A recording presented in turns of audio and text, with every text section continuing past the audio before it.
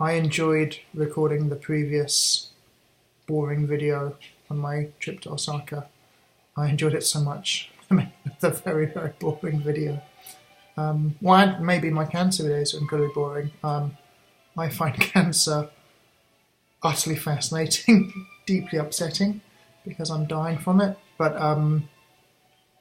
absolutely just the most interesting thing I've ever studied. And I've devoted my life to studying interesting stuff. So anyway, this is going to be another really boring video, just on the past few weeks of what I've been doing.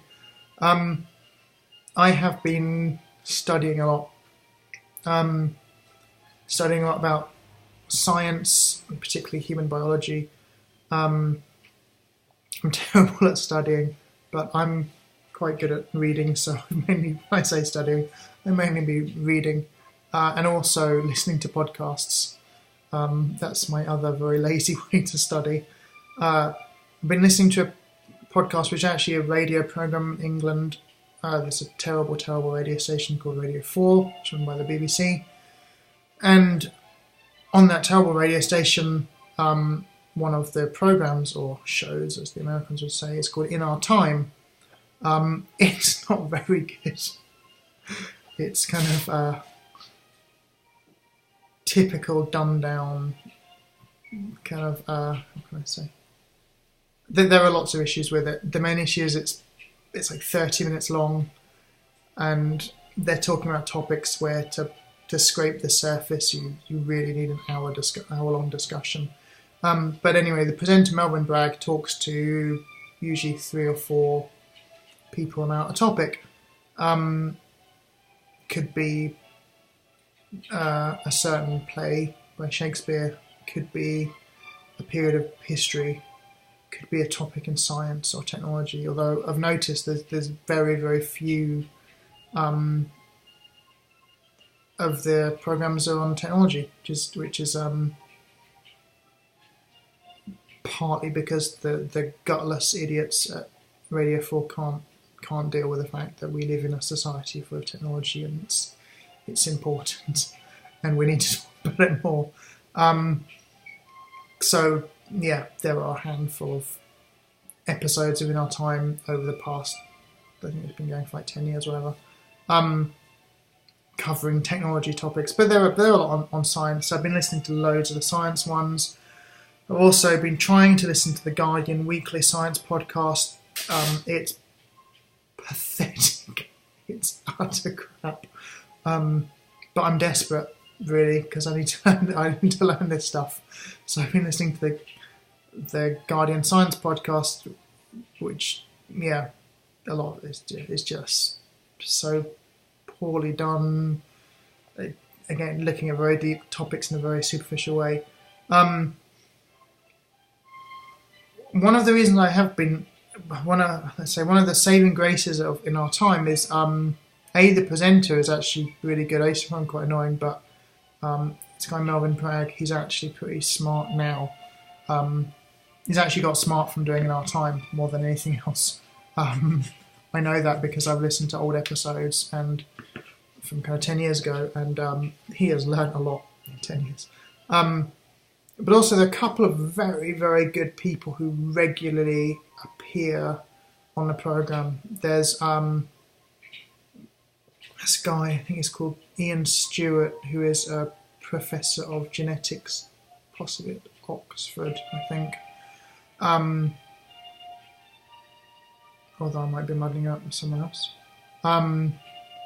There is Marcus de Sotoy, who is a mathematics person. As I'm talking to you, I'm just going to Google Ian Stewart and see if he's the person I'm thinking of, or if it's...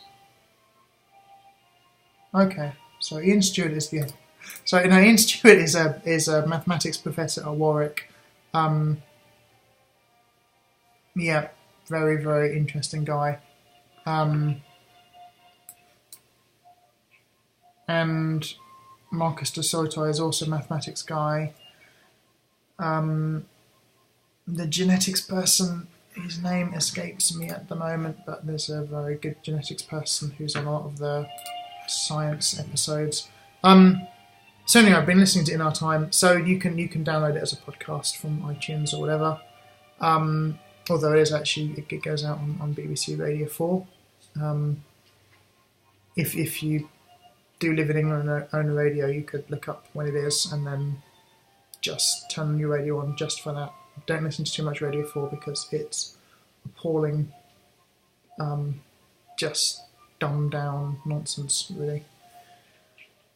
Anyway, so that's what I've been studying. Science from In Our Time. Occasionally I managed to listen to the Guardian Science Weekly podcast without throwing up. And I've been reading a lot. So I've been reading been reading and rereading a couple of books by Seymour Papert, the designer of the Logo programming language. He was died in 2008, I believe, so died kind of 9 years ago, and he was a mathematician but was very concerned with education and how we can teach children. Ella, can you open the door, please? You can hear banging on the door, which is my daughter. She's just been shopping. The door is actually unlocked. I don't know why she's banging on the door. Anyway, such is the excitement of my life. I've also been reading a terrible series of books that could be really good. I was warned that they weren't really good. These are a series of books. Are like they're pocket sized. They're kind of this big, but they're very thick, 400 pages each, and they have titles like Maths in Minutes, Science in Seconds, Physics in Minutes. That's my daughter Jessica. Say hello to the people in internet land. And the idea is that on the left page there is a concept explained in the maximum of 300 words. On the right hand side there's a diagram or picture. The thing that really lets down all of the books, and I've got like 7 of them, so I've got one on physics, one on genetics, one on science in general, one on maths, and I've said one called Big Ideas in Brief, and one called like World History in Minutes or something. What's this? It's a video, Jessica. Going out to the internet. Just me. Yeah, very good, yeah. Why? Why? Because there's a camera up here, and it's looking at you. Yeah. And then it's putting a picture on the computer so that you can see yourself. But we're recording this for people in the internet world. Oh. Yeah. Ed, I'm very busy. And yeah, the books are let down by the useless pictures and diagrams that basically add nothing. But anyway, so I've been reading their kind of books for idiots. That's that series. But great for someone like me in a hurry to get a very superficial understanding of some topics. I'm going to bore you even more by telling you about two things I've been watching recently. So I watched a television series called Spy Ship, which I think was made probably 1984, 1985, back when the BBC made good quality television. And second time to see it, it is fantastic. It's really, really, really good. I got it on DVD from Amazon. It's like £20. I believe it's only been released on British DVD, so that means the PAL TV standard. So if you're not in the UK, you could still order it from Amazon UK, but you'd have to watch it on your computer, not on your TV, because if you're in the US or in Japan, for example, there's a different TV standard called NTSC. But Spy Ship is really good, really good. Bleak, but really good. I think it's 6 half-hour episodes, and it's about a fishing boat that sinks in peculiar circumstances, and the son of one of the people on board starts to investigate what happened. Kind of inspired by a true story. There was a fishing boat that sunk in 1976, I believe. Completely forget what it's called at the moment. And government cover-up and all that usual stuff that happens in Britain because we have a society that's rotten to the core. But yeah, Spy Ship, absolutely wonderful. Really, really worth watching. And then I've also been watching The Thick of It, which I think is possibly the greatest cultural artifact in the history of humankind. Even that doesn't do it justice. It's just, yeah, there are very few things I can say that. Well, I mean, I've watched every episode of The Thick of It at least 10 times. The Thick of It is a comedy series based around British politics and the cesspit that British politics is.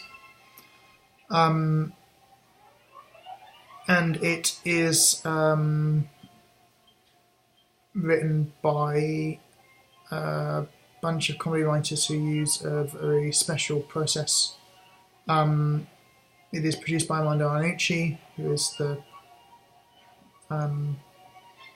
one of the most important people in British comedy, really. And I think probably directed by Adam Tandy. Yes. The writing process is interesting in that it's very, very tightly scripted, and then they film following the script, but then each scene is refilmed without the script, so improvised, and then the good bits of that get fed back into the script. So it's got this kind of interesting evolutionary process.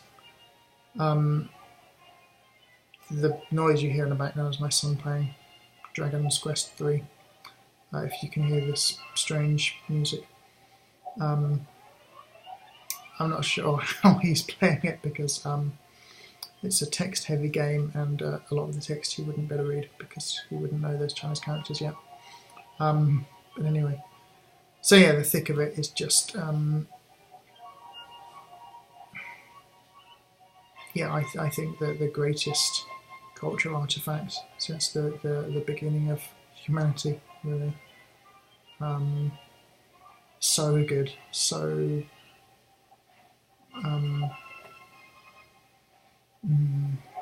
it's a good way to explain it.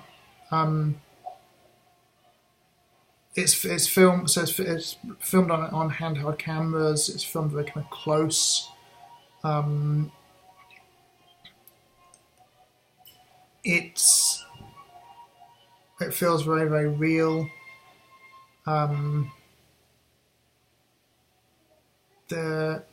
Every character is very, very solid and deep.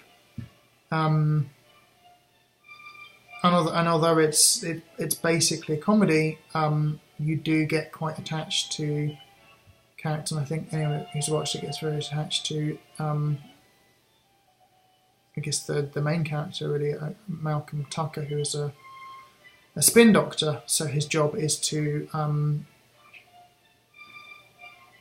basically twist the news, manipulate the media into whatever is a desirable outcome at that moment in time. So, it's my boring video about what I've been doing recently. Thank you for getting this far. Goodbye.